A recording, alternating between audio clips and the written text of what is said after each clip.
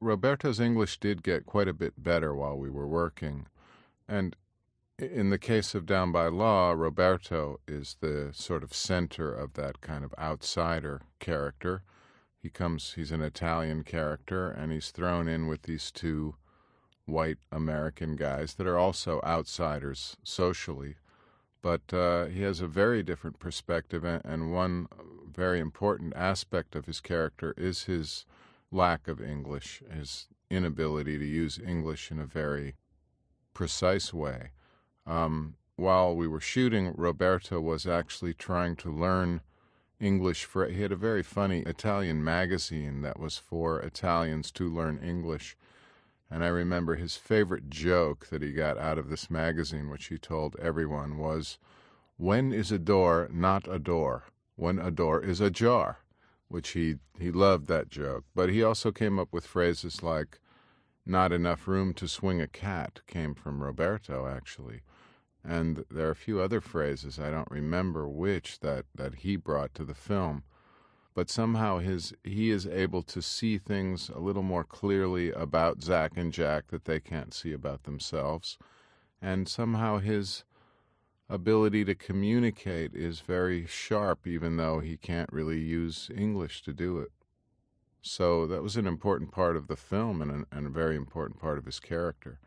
And it was really a lot of fun, too, at the time, because we had a lot of fun playing with poor Roberto with his English, and we taught him a lot of wrong words for things. Really, I'm going to blame John Lurie for most of this, because he was really the instigator of this, but Tom and I were doing it too by the end, and we taught him all kinds of wrong words. The one he still uses to this day is to piss, or to urinate is to flame.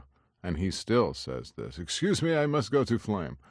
But we taught him a lot of other words. I remember we taught him in a restaurant, there was some dish that he liked that we told him was called a wedgebo. So he would ask the waiter, "This is very delicious. Can we have more wedgebo?" Or I think John taught him that the word for boat was gramp. The word for cup was clamp. Or I don't know. We just made up a lot of things. And Roberto's very, very. This is a guy who has memorized by heart, or is in the process of memorizing, the Divine Comedy by heart. He also has memorized Orlando Furioso by Ariosto. Long 100-page sections he knows by heart. So Roberto's very quick. So these things really.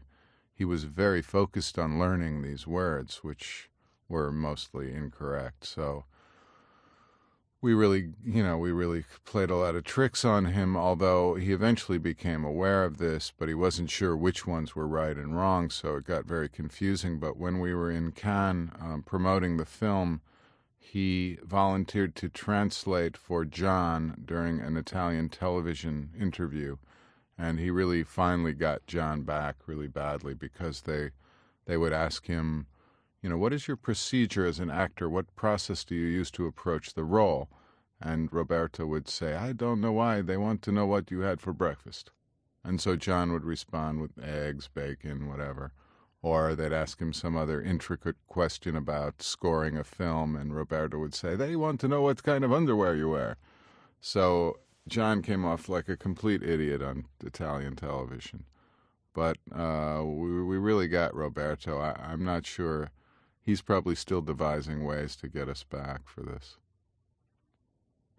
There was a scene where I think his line is something like, "Watch out, the trees," or something like that. And I told him, "Now, Roberto, we're going to shoot that take again. And remember, you have to say that, 'Watch out, the trees,' twice." And he said, "I understand." So we rolled, and then, of course, he yelled out, "Watch out, the trees," twice.